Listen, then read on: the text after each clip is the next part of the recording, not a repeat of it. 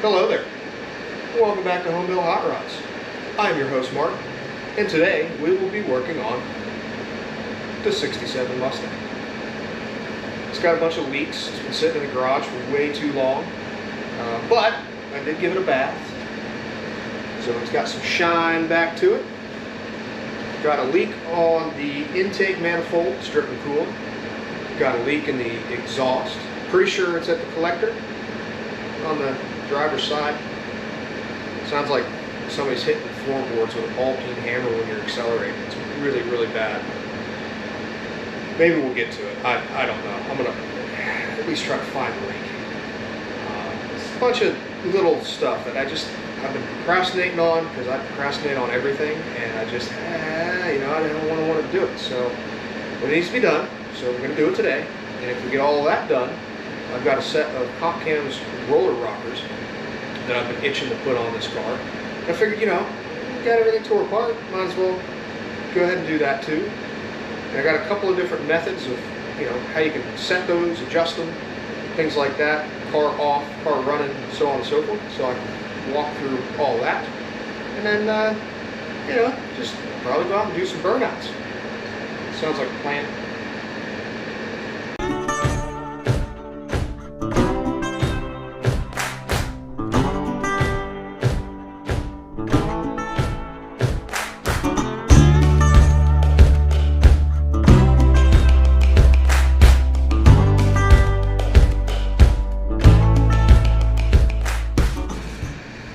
So I did realize that I haven't shown any of you this car or introduced you to it. So, I feel it's only fitting that I introduce it to all 12 people that actually watch this channel. I bet you there's probably 3 or 4 that are watching this video. But anyway, she is. So this is our 1967 Ford Mustang. This is nothing special. It is a original 289 2-barrel car. What is that? C code, A code.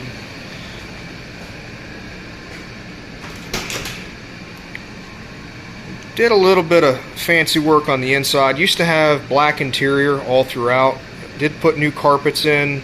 Obviously, this isn't black anymore, so I did reupholster.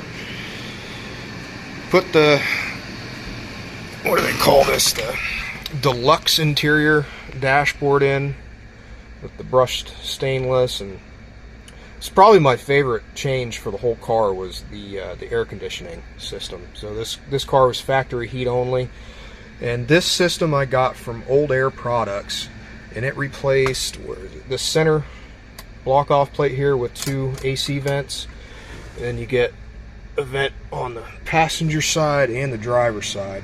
The coolest thing I think about this, if I can get you in here, is the control panel here. So everything on the stock car is operated via cables that run under the dash, all across, and then they run into a heater box up in here, and it's all cable driven. With the Old Air Products system, it gets rid of the stock heater box, and you get this nice big hurricane system, was what they call it. It's got defrost built into it. The coolest part though is no more cables. Everything is electronically controlled from the switch. Looks completely stock, looks completely original, but way bigger airflow output and so on. And it blows ice cubes. It's great. It's also got factory dehumidified defrost that comes out of the stock vents up here. So if you ever want to get AC system, check out Old Air Products, and if they make a hurricane system for your car, just go ahead and buy it. It's way better. Anyway, so this is the interior. Like I said, this has pretty much all been redone. Car's been on the road quite a bit since we finished it, so it's already got some nicks and peccadillos and stuff. Ooh. So we did the paint on the car, as it sits right where it sits.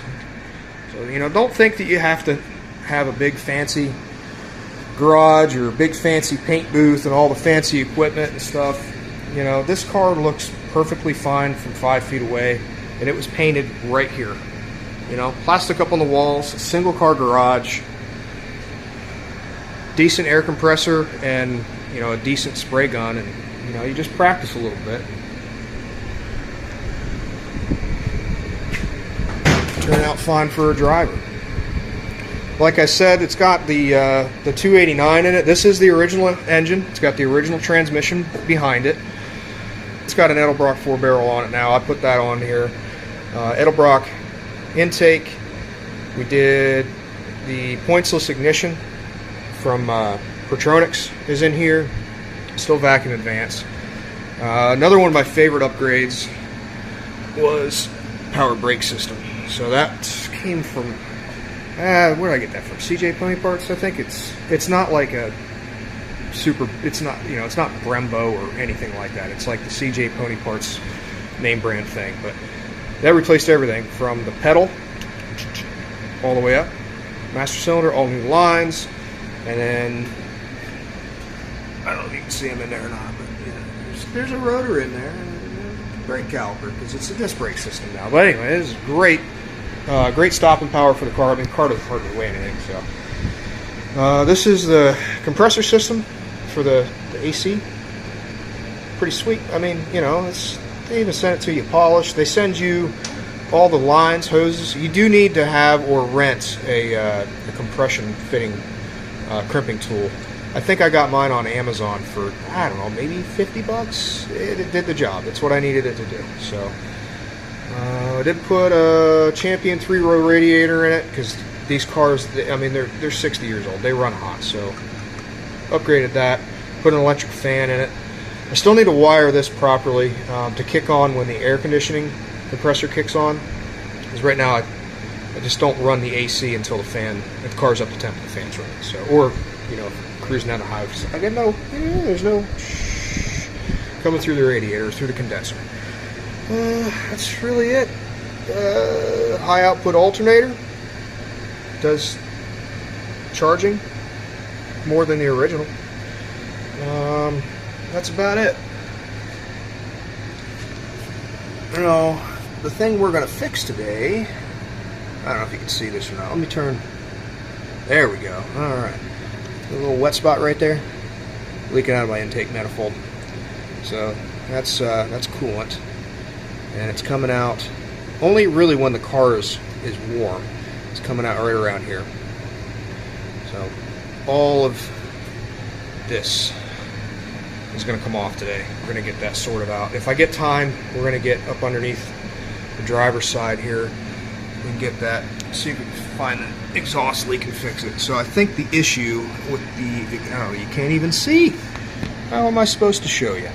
I got a set of stainless tri-Y headers on here. They sound really nice. The collector right there, and then it bolts onto the exhaust system back there. And the exhaust system that I bought for this car it's sketchy. It's just, I'll put it to you that way. It's sketchy. It doesn't really go together right in the first place, and I'm not surprised that it's got a leak. So I don't want to have to weld it, but I might have to. Anyway. That's the car. Alright, so the first thing we're going to do, we got to drain the coolant. Would you mind, buddy? I got my helper out here with me, so, buddy, would you mind grabbing me one of those little clear containers? One of these? Yeah.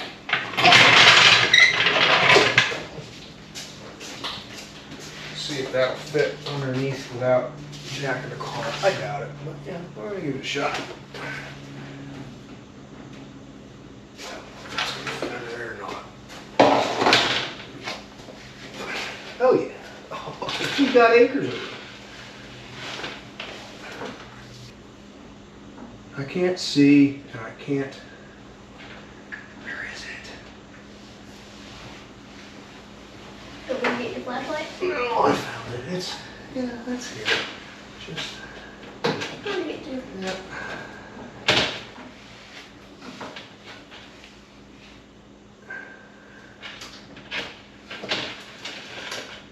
I feel like we're going to need a bigger container. Here's another container. Thanks, bud.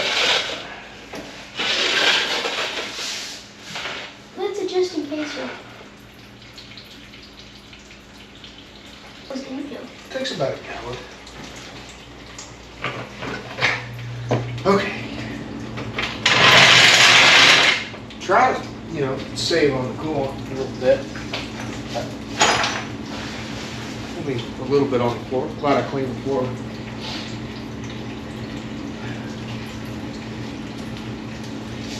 Probably shouldn't have played. Pop cap, let it drain. Oh, we should probably disconnect the battery. Same.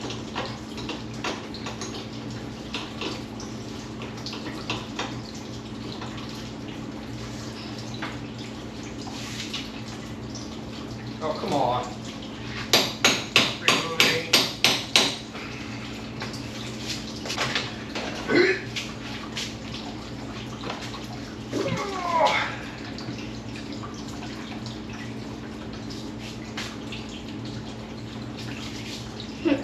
You go hang that back up there for me. Okay.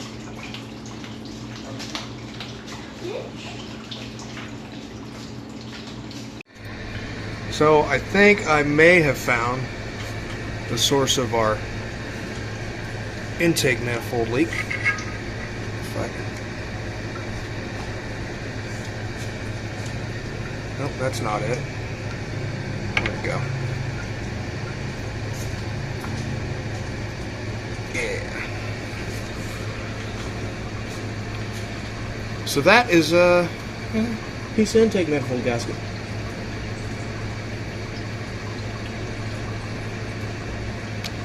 I don't know how it ended up all the way at the top of the radiator, but I gotta believe it. While we're waiting for the radiator to drain, I've got William here pulling out the rest of the pieces of intake manifold gas. Can you get a hold of them? Yeah.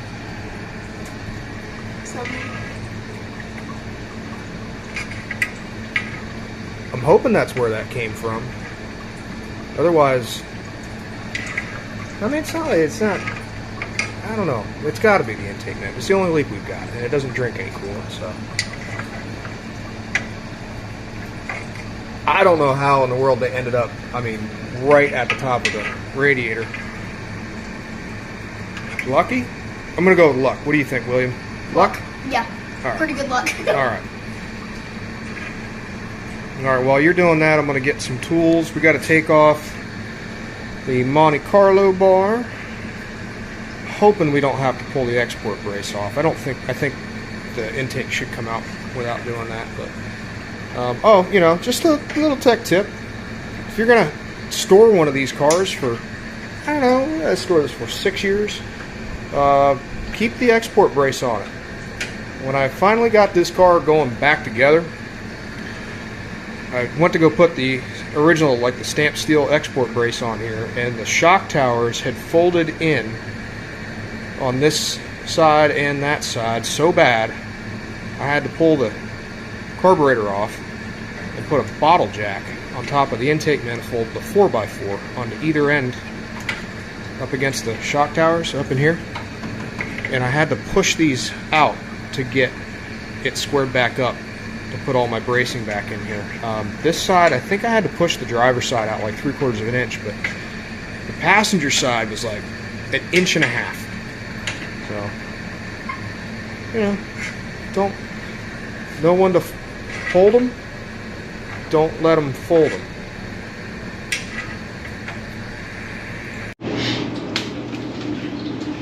All right, radiator fluid's out, right? Mm-hmm. All right. All it's doing is now dripping. What's that? All it's doing is dripping. Cool. All right, now we can take off the Monte Cristo bar. Can I finish it? Huh? Can I finish it up? Yeah. Hold this one.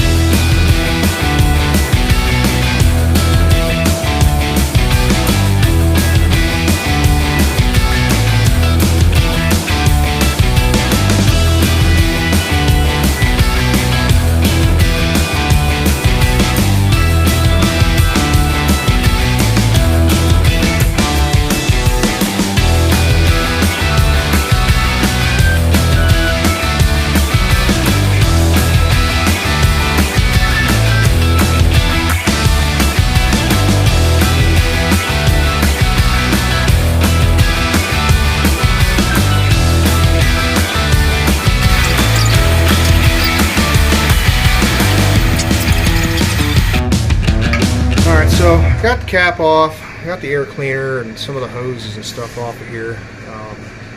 Disconnected the coil and all that. So what I wanted is just kind of, I'm sure, you know, every car video out there that's, you know, involved pulling the distributor out has probably gone over this, but yeah, I'm gonna do it again anyway. So I don't know if you can see or not, but I'm gonna take my little Sharpie and at the base of my distributor I'm gonna make a mark right there, and I'm also going to make a mark on the engine block where those two meet, so that when I go to put my distributor back in, I don't have to set the timing again. Just kind of toss it in there, and I'll check it, you know, just to make sure. But I got two Sharpie marks. Now I also, well, I'm going to have to put it at top dead center anyway when I start doing the rocker arms, but I'm going to mark where my rotor is pointing on the distributor as well.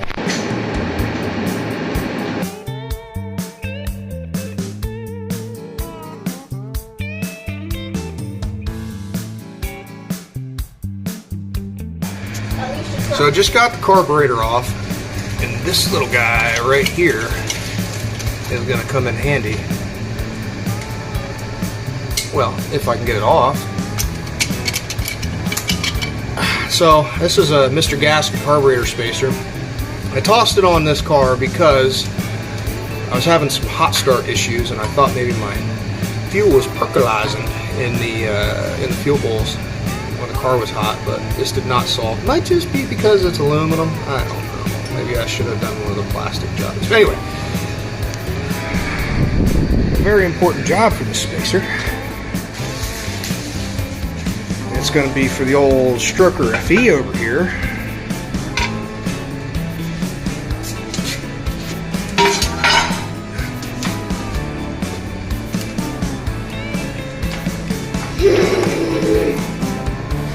Did you just growl at me? Yes. Why? Why'd you throw the towel on my head? I don't know what you're talking about. So the carb on the FE, throttle linkage is not throttling because it hits the intake manifold down there. So What? we're gonna see. I'm just gonna do it now. I want to see if this works. So I think what we're gonna have to do. Well, let's see if it works first. This space we need. Oh yeah. Oh no. Oh wait a minute. Probably help if I had it on there straight. Sorry if I'm making everybody watching the video dizzy right now, but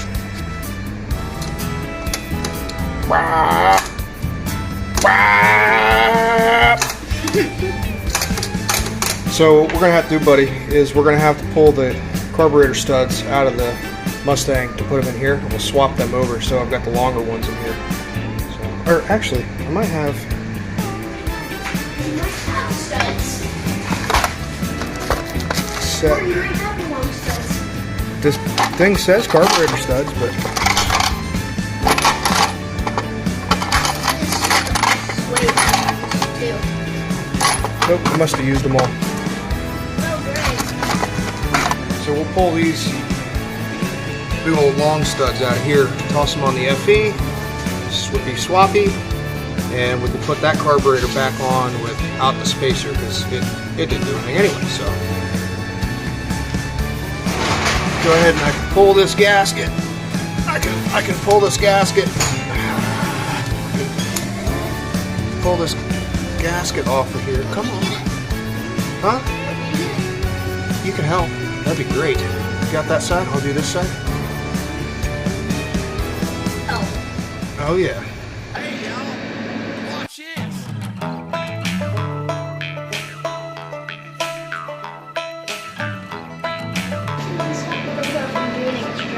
Come on. Oh yeah.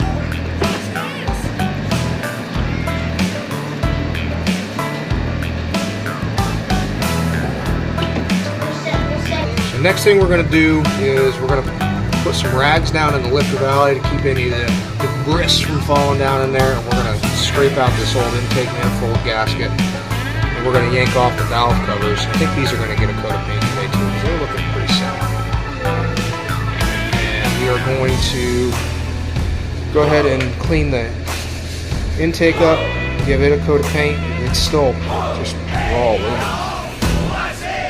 Shine it up, make it look pretty. Ready to get back after it? Yeah. Let's do it. Got the gasket surfaces all cleaned up, and the way I do this, I'm sure that there's a million different ways to do it. Is I just shove a paper towel down in each of the intake ports. I lay a big towel inside my lifter valley, and then just use the old wire wheel, go around it and clean up as best I can after I've scraped and got the gaskets off. And then I'll come back and I'm just going to hose everything down with brake cleaner.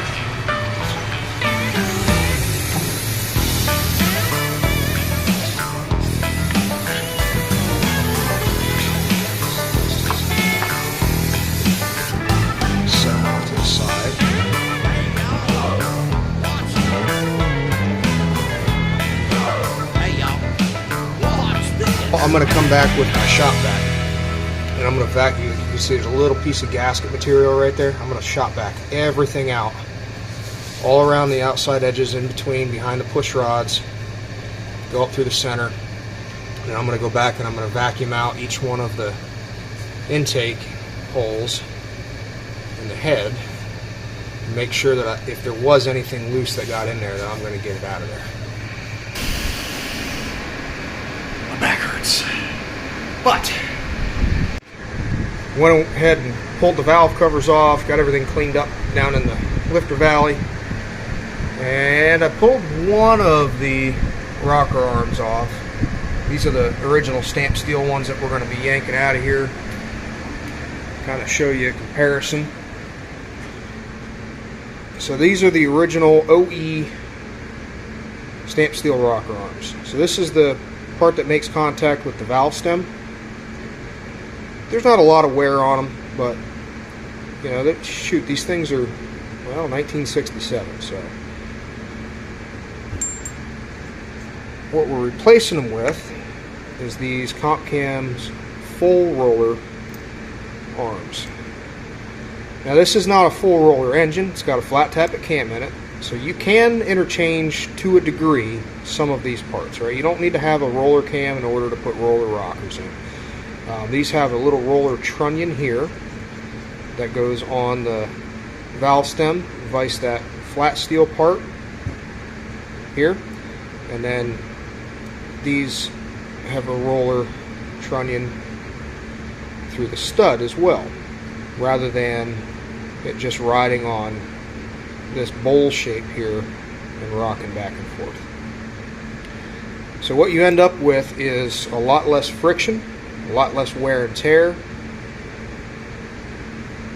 and you know, the engine will run a little bit better. You know, they say you can pick up to 10% or so, or 10 horsepower, something like that, just by putting these in. Now this is a 1.6 roller is the ratio. The stock rocker arm is also a 1.6 ratio. Now, if you want to get your valves to open a little bit better, you can go up to 1.7 or bigger, but I wouldn't recommend going to too big of a ratio if you are not, measuring pushrod height. If you're rolling on stock valve train, stock springs and things like that. This car is all stock except for the cam. So this does have a flat tappet cam, but it is a comp cam that I installed when I first bought the car. One of the very first things I did, instead of doing like any body work or put the car on the road, brake system, I just put a cam in. But it is flat tappet, and it's very close to stock. I want to say this is a 472 intake and a 468 exhaust somewhere. I don't know, it was like 8 years ago, so I don't exactly remember what the lift or duration or anything like that is, but It is running with stock iron heads, it's running with stock valve springs, stock valves, everything in here is original. So I just want to kind of let it breathe a little bit better by changing out these rocker arms. Maybe someday down the road, you know, if y'all want me to, I can get a set of aluminum heads or something for this, or we'll see what comes down the road. So got the valve covers painted, got the intake manifold painted. Once these are good and dry, I'm going to come back with the DA, because all these ribs are supposed to be aluminum, bare aluminum. So we'll come back with the DA and we'll sand all this off to get those ribs back to shining the way they should. So while we're waiting on that to happen, I'm going to go ahead and start installing these new roller rockers. And if you do buy, you know, a set of, well, anything from Comp Cams, you get Go Fast stickers. You know, yeah. Installation instructions. Yeah. We know what we're doing. Be fine.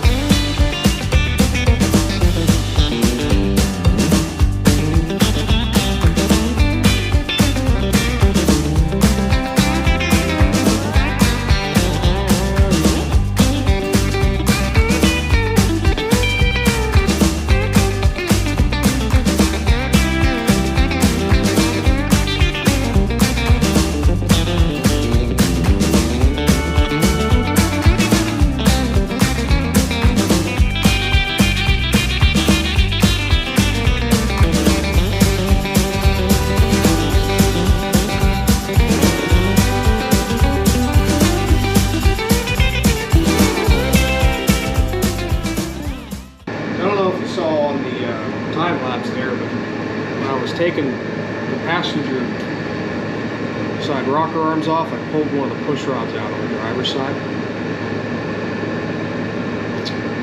It's supposed to be straight. So that's cylinder number 2 intake valve, and it looks like it's been bent for a while. It's actually a groove bore into the side of it here, where it was contacting the head.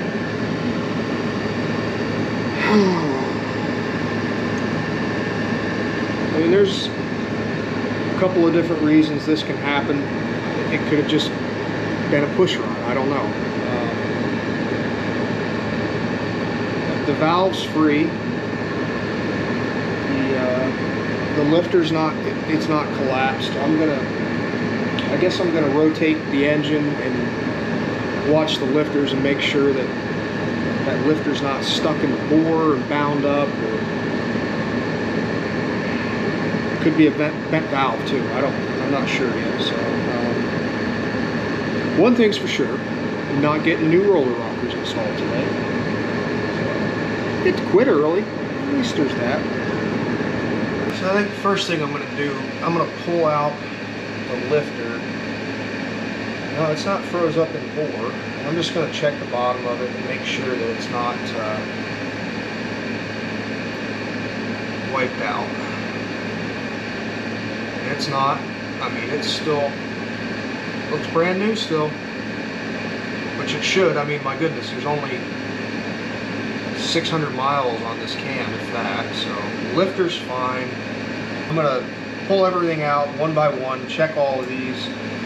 And if there's an issue with one of them, I'm going to write it down on a piece of paper. And then after I get everything back together, once I order new push rods and get everything back together, if it bends again, then I'll look into that cylinder a little bit further. Anyway, I'm going to get a notebook and a pen, start rock and rolling here on this.